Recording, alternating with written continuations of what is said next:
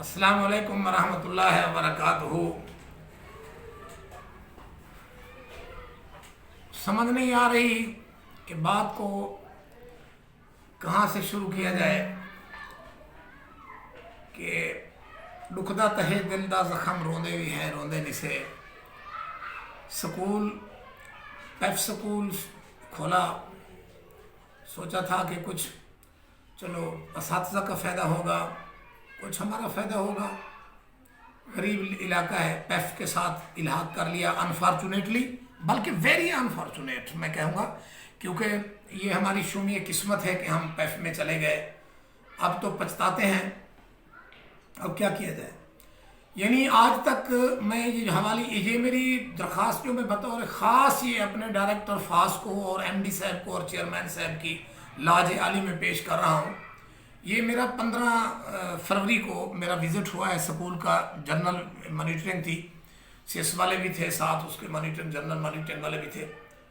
تو یہ پہلی دفعہ اس طرح کی، ٹھیک ہے وہ لکھ جاتے ہیں، ہمارے خلاف بھی لکھتے ہیں، حقائق لکھتے ہیں، اس میں کوئی شک نہیں، لیکن جو اس دفعہ ہمارے ساتھ بدتمیزی ہوئی ہے وہ ناقابل بیان اور ناقابل معافی، ناقابل تلافی، ناقابل ازالہ۔ میں آپ کو بتاؤں کہ وہ بندہ جو نا، میں نے سوچا کہ اس بندے کو ہونا تو چاہیے تھا کم از کم یہ ڈی پی او یا ڈی ایس پی لیول کا بندہ تھا وہ، اور وہ غصہ اس بات پہ نکال رہا تھا کہ اس کو ایک چھوٹے کام کے لیے کیوں بھیج دیا ہے، یا وہ گھر سے لڑ کے آیا تھا۔ آپ یقین کریں، میں اپنے محترم ایم ڈی صاحب اور چیئرمین صاحب اور بطور خاص، اور دوسرے نمبر پر ہمارے جو ڈائریکٹر ہیں متعلقہ فاس کے ڈائریکٹر، ان تک میں اپنی معروضات پیش کر رہا ہوں۔ انہوں نے وہ بےعزتی کی ہے۔ میں نے کہا بھی دیکھو، وہ ہے نا عشق میں ہوئے نہ ہم دیوانے، کیس کی آبرو کا پاس کیا۔ ہم نے تو دیکھنا ہے نا، پاس کرنا ہے، پیف کے اصولوں کو، پیف کے احکامات کو سر آنکھوں پہ رکھنا ہے۔ ہم نے بولنا ہمیں بھی آتا ہے، ہم بھی منہ میں زبان رکھتے ہیں، بات کرنا آتا ہے۔ میں بھی double M A B Ed ہوں۔ میں نے کہا دیکھو آپ جو زیادتی کر رہے ہیں، کہنے لگا جی میں جو پوچھتا ہوں وہ بتاؤ۔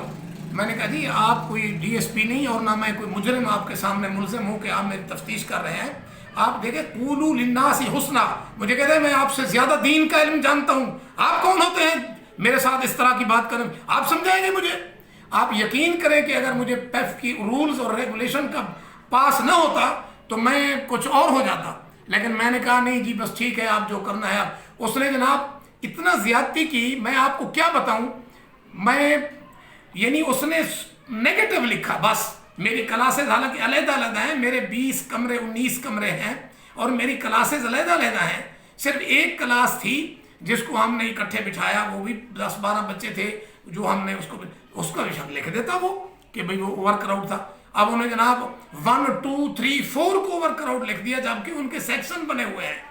اور اس نے اس طرح میرے پاس جتنی بھی اور چیزیں ہیں، یہ جی تم نے کولر رکھے ہوئے ہیں، یہ تو دکھانے کے لیے تم نے رکھے ہیں، بھئی تم اندر کی بات جانتے ہو کہ ہم نے دکھانے کے لیے رکھے ہیں۔ میرے پاس 2 نلکے ہیں، میرے پاس پانی کے پوائنٹ ہیں، میرا سکول پورے علاقے کے اندر اتنی میں نے خرچ کیا ہے۔ میں کہتا ہوں کہ آپ میرے سکول کا اسپیشل وزٹ کریں، ری وزٹ کے لیے اپلائی میں نے کر دیا ہے۔ ایمانداری سے اسے کہیں، کوئی بندہ آئے ایمانداری کے ساتھ وہ دیکھے، حیران رہ جاتا ہے کہ یار تم نے بڑا خرچہ کیا ہے۔ اور پتہ نہیں کس طرح کا وہ بندہ تھا، صابر علی اس کا نام تھا، اور اس کے ساتھ شکیل صاحب تھے۔ شکیل صاحب بڑے سمجھدار بندے تھے، ان کے چہرے پہ سنت رسول تھی۔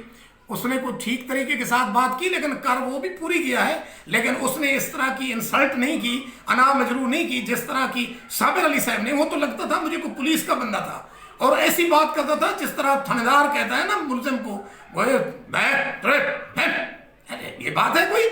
تو میں تو لعنت بھیجتا ہوں ایسی سوچ رکھنے والے پہ کہ ان کو میری سفید ریش کا خیال نہیں آیا، اور انہوں نے نیگیٹو لکھا، میرے ساتھ اس نے بڑی زیادتی کی ہے۔